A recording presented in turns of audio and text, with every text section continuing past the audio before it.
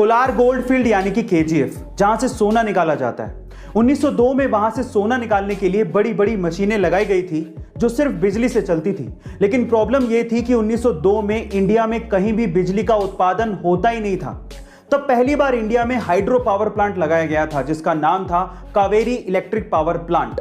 यह बात इसलिए भी बड़ी थी कि तब 1902 में सिर्फ जापान के टोक्यो में ही बिजली पैदा हुआ करती थी। गाइस, केजीएफ को सप्लाई करने के लिए जो पावर प्लांट लगाया गया था उससे बिजली इतनी ज्यादा पैदा हुई कि आसपास के शहरों में भी बिजली सप्लाई की गई।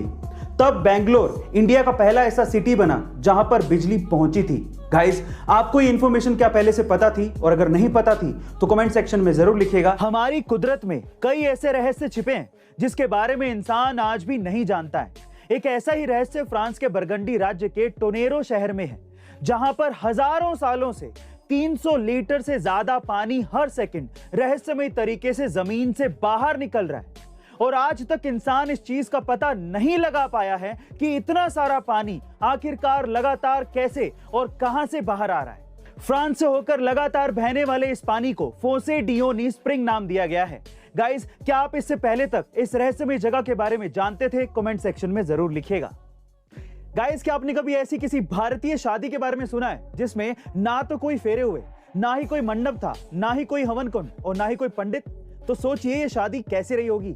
जी हाँ गाइस, उड़ीसा में एक युवा जोड़े ने कुछ ऐसी ही अनोखी शादी की है जिसमें उन्होंने शादी के रीति रिवाजों की बजाय संविधान को साक्षी मानकर उसकी शपथ लेते हुए अपनी शादी की। और यही नहीं, शादी के बाद दोनों ने मेहमानों से महंगे गिफ्ट लेने की बजाय ब्लड डोनेट करने का आग्रह किया और मेहमानों को यह भी समझाया कि वो अपनी मृत्यु के बाद अपने बॉडी ऑर्गन्स को दान करके बहुत से लोगों का भला कर सकते हैं। यहां तक कि शादी के रिसेप्शन में खाने के पास रक्तदान शिविर की व्यवस्था भी की गई, जिसमें दोनों नवविवाहित जोड़ों के साथ साथ मेहमानों ने भी ब्लड डोनेट किया। गाइस, आपका इस अनोखी शादी के बारे में क्या कहना है? कमेंट सेक्शन में जरूर लिखिएगा। गाइस, आप लोगों ने एलोन मस्क का नाम तो सुना होगा। सदी के सबसे रेवोल्यूशनरी पर्संस में से एक उन्हें माना जाता है। उनके बारे में एक इंटरेस्टिंग फैक्ट बताता हूं। एलोन मस्क के बच्चे जिस स्कूल में पढ़ते थे उस स्कूल का रटिफिकेशन सिस्टम एलोन मस्क को बिल्कुल पसंद नहीं था। इसीलिए अपने बच्चों की एजुकेशन के लिए उन्होंने खुद का ही एक स्कूल खोल डाला जिस स्कूल का नाम है एड एस्ट्रा। ये एक लैटिन शब्द है जिसका मतलब है टू द स्टार्स। मजे की बात यह है कि स्कूल में सिर्फ 14 यानी कि 14 बच्चे ही एनरोल्ड हैं और वो सारे के सारे बच्चे स्पेसएक्स एम्प्लॉइज के बच्चे ही हैं। क्या इसके पहले तक एलोन मस्क का ये इंटरेस्टिंग फैक्ट आप जानते थे? और अगर नहीं जानते थे तो चैट सेक्शन में लिखना मत भूलिएगा। गाइस, कई लोगों का शादी के बाद विदेश में जाकर सेटल होने का सपना होता है और एक ऐसा ही सपना एक 24 साल के लड़के ने भी देखा था।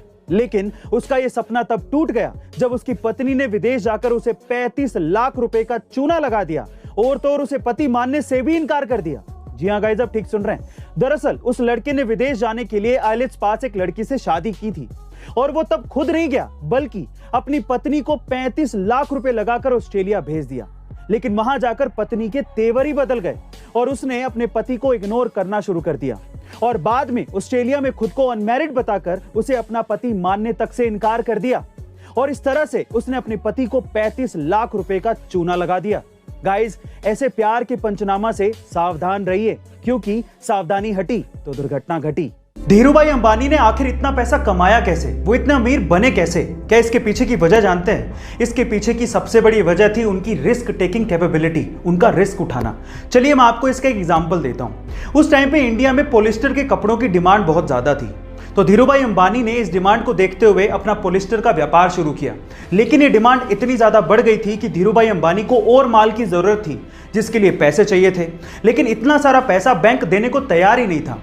इस वजह से धीरूभाई अंबानी गए सीधे लोगों के पास और उन्हें कहा कि आप लोग मेरे बिजनेस में पैसा लगाइए, अगर नुकसान हुआ तो वो मेरा, लेकिन अगर फायदा हुआ तो वो सबका होगा। इस तरह से रिस्क उठाकर धीरूभाई अंबानी ने बहुत पैसा कमाया और यही उनकी सबसे बड़ी वजह थी। गाइस, आपका धीरूभाई अंबानी की रिस्क टेकिंग कैपेबिलिटी के बारे में क्या ख्याल है? कमेंट सेक्शन में जरूर लिखेगा और ऐसे अमेजिंग वीडियोस के लिए शेयर, सब्सक्राइब एंड लाइक। मिलते अगली वीडियो में।